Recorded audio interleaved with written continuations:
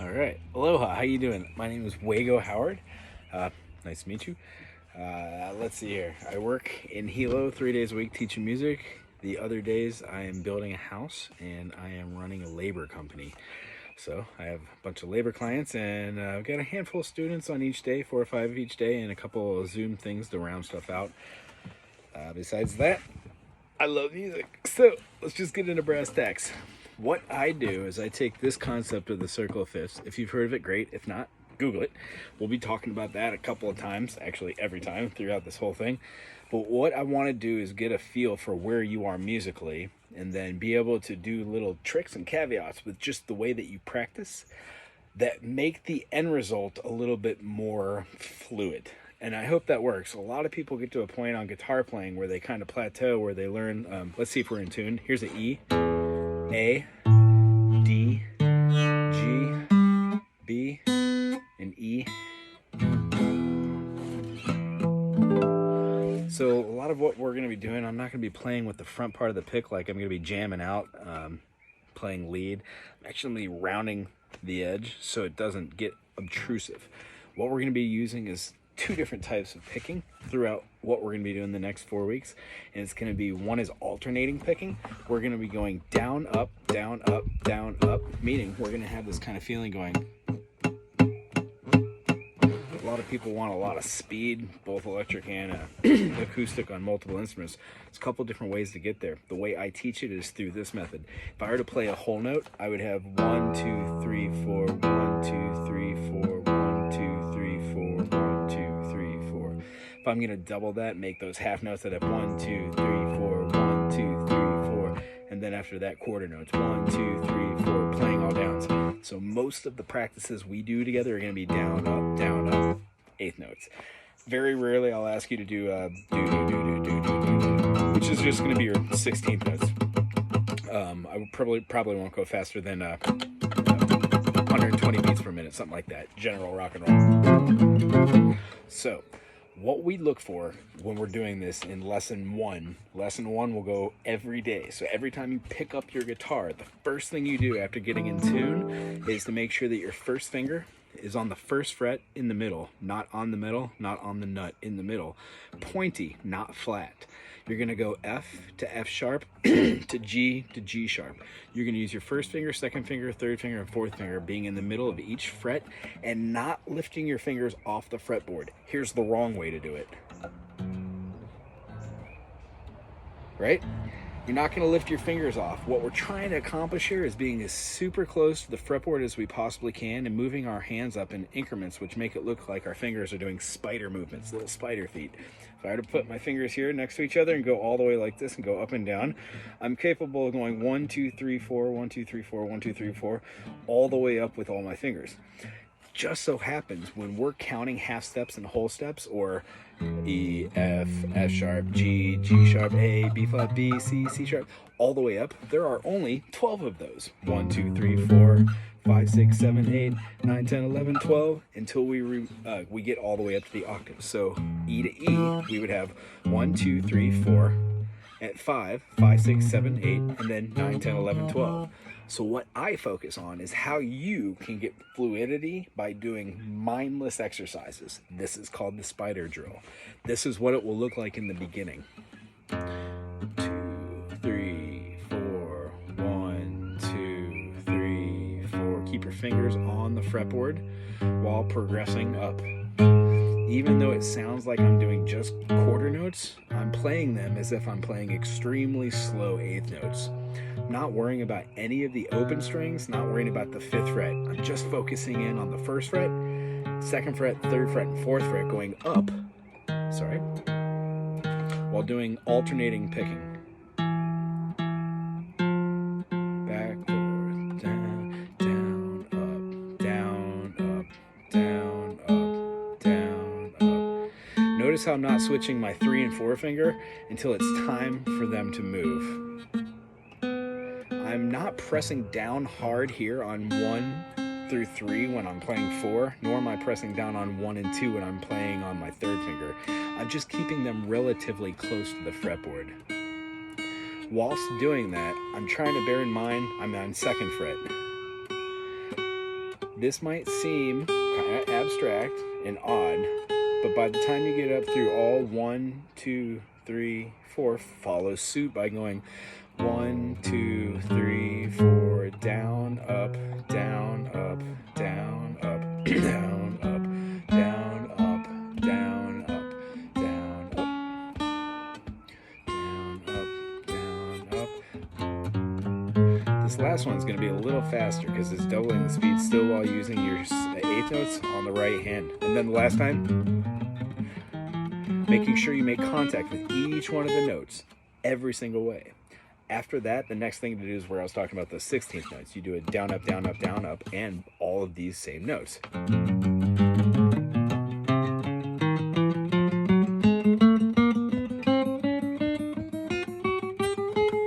What we're looking for is that your left hand and your right hand, left hand and your right hand, they work together. And the way I do that is by lesson 1, spider exercises.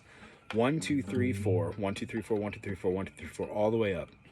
Eventually, we'll work on which fingers have a slag, but when we play lesson 2, you'll notice on certain chords, like let's say a D major 7, D dominant 7, sometimes the fingers that aren't as strong, like the third finger, will do what I call the baby doe legs, where we go from a pointy note, which actually just goes bloop and it falls down. There's a combination of why we do this. Our arms digging into our belly or our crotch, and we don't have a full up posture like we would with making bar chords, or quite literally, we need to go through our spider exercises and just focus on 3, 4. So we would go 1, 2, 3, 4, 3, 4, 1, 2, 3, 4, 3, 4, 1, 2, 3, 4, 3, 4, 3, 4. To the point where you could get this finger to do the same thing with this finger and the same thing with this finger. Understood? So what we do is we take this in baby steps. Each time that we talk, this is something you do for 5 minutes in the morning and 5 minutes at night. First thing you do when you wake up and the last thing you do before bed. Or whenever you play, you might play for 15, 20, 30 minutes. On the days I teach, I play, intermittently at work, and then I come home and play for another additional 30 minutes to like an hour and a half, maybe 4 hours, depending on the day. Not saying that you have to, but with the studies of lesson 1 and 2, when they start compounding, they do start to add up. So this is lesson 2. Lesson 2 is taking any chord you know how to play and then using a teeter-totter with your 4 fingers. Don't worry about thumb right now. We're not going to incorporate thumb on anything we do until we start getting into adding 3s or walking or moving bass lines. When we're doing chord structures like a C major, D major, A major, G major, there are multiple ways to play these, as you know. You can take our major shapes, like our E major, which is derived by taking our first finger, playing it on the G string, which is going to be the 3rd string. We're going to put our second finger on the 2nd fret on the A string, which is the 5th string. And then we're going to be putting our 3rd finger right above that on the E note. That thusly gives us a open E on the 6th, a B on the A string, a E and E on the D string, a G sharp on the G string, a B on the B string, and an E on the E string. So, E major. Notice how my pinky is off. This is how we do the rhythm exercise, and then we float this chord back and forth between the secondary fingering position. What I did was I played the same chord using 2 different fingerings, which both utilize playing the 1, the 3, and the 5. 1, 3, 5. So when we're playing our E major and we've got our E, G sharp, B, what I'm looking to hear is the same note. You will notice that when you scoot that E major up and you bar it, it makes it F major, F sharp, G major. So that leads us to this G major also being able to be played this way. This is called the cage theory. With C major, when you play C major as your secondary fingering and scoot it up, you can play a C sharp major and then a D. This D major is a 3 minor seconds, which is a C to a C sharp and a C sharp to a D. Every note which we're playing in our spider exercises is a diatonic stretch of 4 notes. That X cell, when it moves together with notes, is a lot of what Jerry Bear does by going. So when you're incorporating maybe like a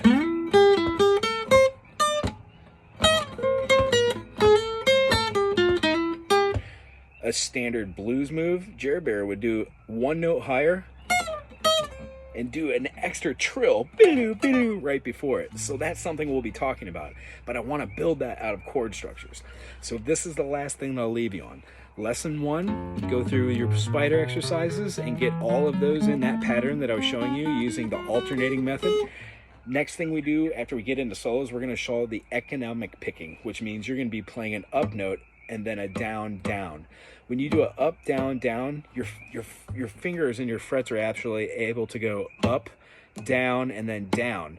So which means when you're doing scales of like just a major Ionian in C major, you quite literally can do up, down, down. And just the movement of going boom, boom, boom, that follow through, up, down, down, leads to me being able to fluidly play D to E, with just going boom, boom, down, down, down, down, down, rather than going up and down, which takes energy and takes longer.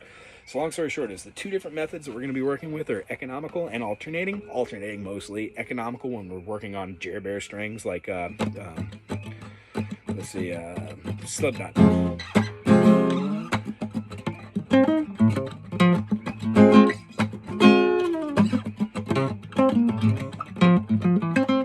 That up string.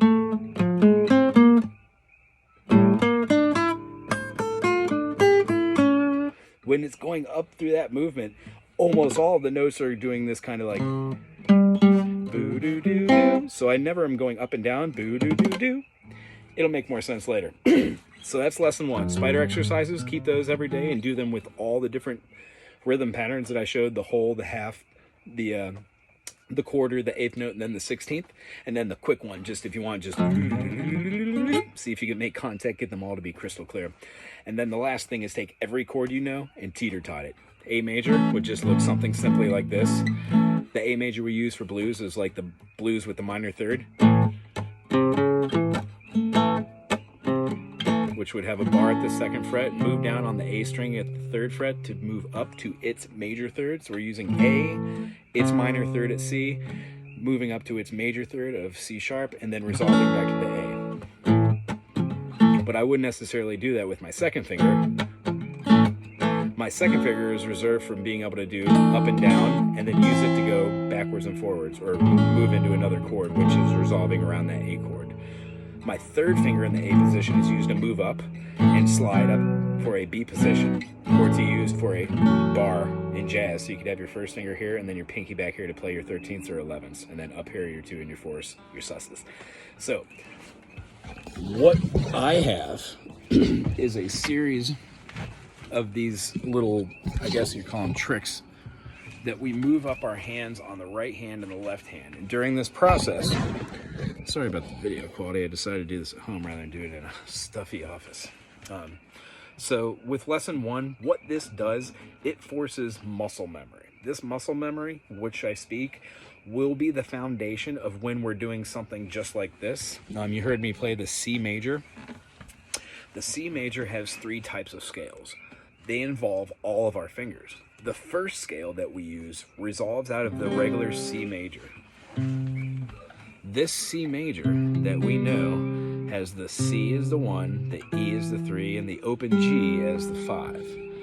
When I play my C major scale, I use C at the 3rd fret, D is open, 2nd fret for the E, half step with the 3rd finger for the F, G is open, A is at the 2nd fret, open B, and then 1st finger at the 1st fret for the C. Each one of these notes, when played in correlation with each other, gives us our C major, D minor, E minor, F major, G major, A minor. And then we've got B diminished, or since we're in the key of, C, we could just play our 5th and make it a dominant chord. So our 5th in the key of C would be G7. So it resolves somewhat like our diminished chord. So rather than having C, D, E, F, G, A, B diminished, you could play a G7, which will take the place of that. The other one looks almost like playing a D major, and you're going to start that movement on your B note, bookend it up onto the G string, so you skip that D string, and then your 3rd finger wraps around. See how that's quite like the D major up here, except we started here, and then I lay my pinky down here on the B string, which gives me that beautiful diminished diminished, half diminished movement, which resolves to C. So what we do is we find that in every key: G, A, B, C, D, E, F sharp diminished, or D dominant 7, F sharp diminished, because they're both the same chord, just different naming, and then resolves to G. So what I do is I take you through an explanation of those below the 5th fret, and then how to move them using just a major shape like your D major, converting it to a minor shape like your D minor, and then putting those in the perfect spots up and down the fretboard. That last one's a diminished. I love those 7s. Starting to get a little late now, I'm losing light. But I'm really looking forward to playing with you. This lesson 1 is the foundation of all these things. What happens is we start playing scales: do, re, mi, fa, sol, la, ti, do. And if we do 1, 2, 3, 4, 5, 6, 7, 1, and we drop the 1 and we start from the 2, 2, 3, 4, 5, 6, 7, 1, 2. What happens is we start forming modal structures. And what I'd like you to see is that after C major, you have a D minor, E minor, F major, G major, A minor, B diminished, then C. When we progress up the fretboard, just because we're no longer in C and we're in C sharp doesn't mean that we can't have the same notes that we use for C, just scooting them up. So what I teach is not so much fretboard recognition, but more like noticeable patterns. When we're talking about Grateful Dead and we're talking about Jerry Bear and that, I wonder if I could turn the light on right from here. Anyways, when we're talking about Jerry and we're talking about what he's doing, if he has like a...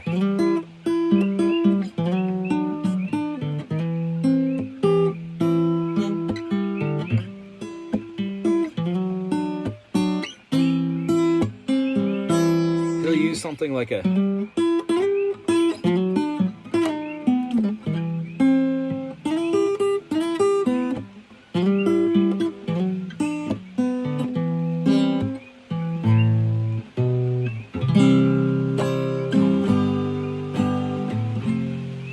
So that beginning he would have had in its relative minor, the A minor, but fully well knowing that they're going to jam out the key of C. What I'd like to do is influence those ideas so you can see do, re, mi, fa, sol, la, ti, do, 1, 2, 3, 4, 5, 6, 7, 1, C, D, E, F, G, A, B, C, D, E, F, G, A, B, C, D, E, F, G, A, B, C, D, E, F, G, A, all the way up as being their individual modal structure. And what happens is if you were to play a C major in that first movement of C, D, E, F, G, A, B, C, what happens is your fingers that move up the fretboard, when you drop a note and add a note, turn into the modal structures. Since it's getting kind of late right now, I think I'm going to end the video with that. I'll send you another video kind of clarifying that more, but honestly, the video for this was just to say hi and to play lesson 1 and lesson 2 with you. Lesson 1, spider exercises, utilizing 1 through 4 frets, keeping your fingers as close as you can to the fretboard. And then on your right hand, alternating up and down. Now, of course, if you're left-handed, that means that whatever hand is your rhythm hand, do that with that. The idea of the lesson 2 with taking like your D major, where you're playing the D. So you've got your D, and you've got the 3rd, the F sharp, and then the A. The idea is that pinky's not on there. The way I explain it is we could start with the layering effect. Best way to do it, take your first finger off, put your second finger where your first finger was, take your 3rd finger to where your second finger was, and then bring that pinky onto the fretboard. Both are viable, but when you play the D this way, you know, and then you could switch to this, if both of these fingers can be done like this, you could take this structure and move it up and bar, and you get the next movement. Plus, through this explanation, it's going to make a lot more sense when we start getting into the modal structures that you've never heard of. If you've never heard of anything called a mode, modes are what I was just talking about. In C major, the next possible chord is D minor, then E minor, then F major, G major, A minor, B diminished, and C. What we do is we can learn how to speak what all these names are and what sharps and flats are in what key. But the bottom line is when we take Jerry Bear solos and we dissect them, or the songs, you will naturally come to an understanding of what's major, what's minor, what's a sustained chord, what's a diminished, half diminished, augmented 7, diminished 7th, minor 7, a 7 flat 5. And these chords will become second nature because your fingers will already be in the right positioning due to the spider exercises. So if there's any more clarification you need, please buzz back, get to me through the week. If nothing else, I will see you hopefully maybe for a makeup lesson on Tuesday or Wednesday. If not, I'll see you next Saturday. I'll give you a buzz the day before and an hour or so beforehand, all right? Aloha.